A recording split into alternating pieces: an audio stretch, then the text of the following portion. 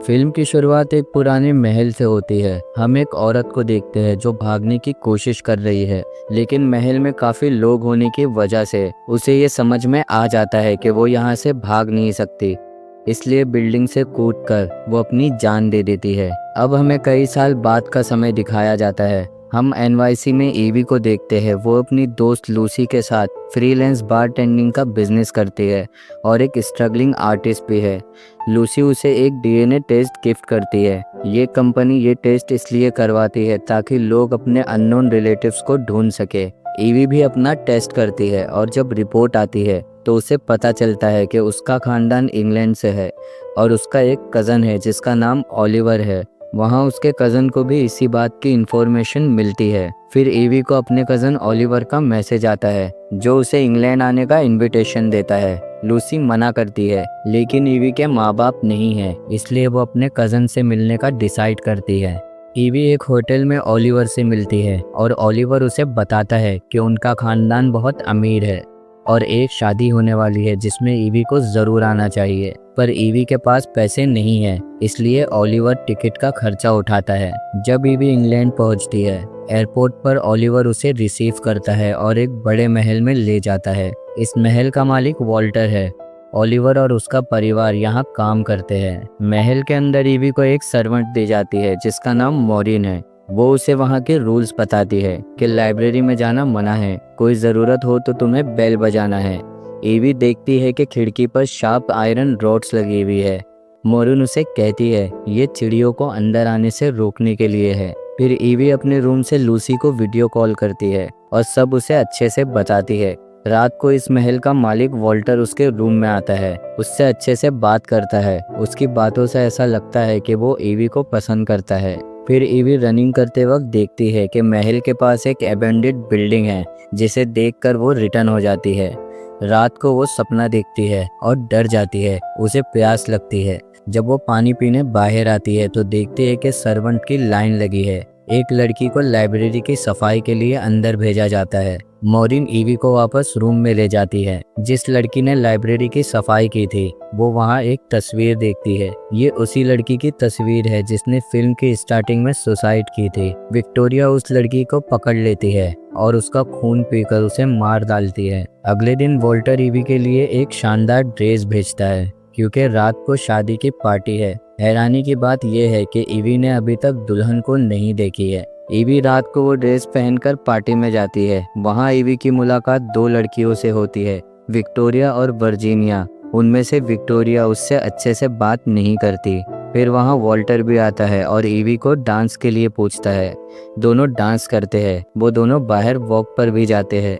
EV उस एबेंडन्ड building के बारे में पूछती है। वॉल्टर कहता है वो एक पुराना गेस्ट हाउस है, अब उसे यूज नहीं किया जाता। रात के वक्त ईवी को अपने रूम से अजीब सी आवाज़ें आती है। डर की वजह से वो बेड के नीचे छुप जाती है। वहाँ वॉल्टर आता है, चेक करता है और समझाता है कि कोई नहीं है। ईवी उसको रात में अपने साथ रहने के लिए कहती है। इसी वजह से वो ईवी के सोने तक उसके साथ ही रहता है। सुबह विक्टोरिया और वर्जीनिया ईवी के पास आती है, उसे रेडी करने में हेल्प करती है। नाखून काटते वक्त उसकी उंगली में कट लगता है और उसे खून निकलने लगता है। विक्टोरिया उसकी उंगली काट देती है और उसका खून चूसने लगती है।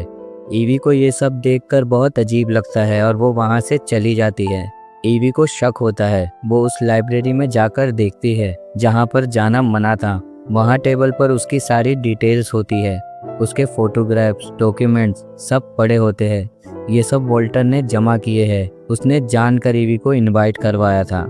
ईवी बैग पैक करके जाने लगती है। वॉल्टर उसे रोकता है और कहता है कि उसने ये सब इसीलिए किया क्योंकि वो उसे पसंद करता है और डरता था कि कोई भी लड़की उसे सिर्फ उसकी दौलत के लिए ही उसे चाहेगी। ईवी भी उसे पसंद करती है, इसलिए वो रुक जाती है।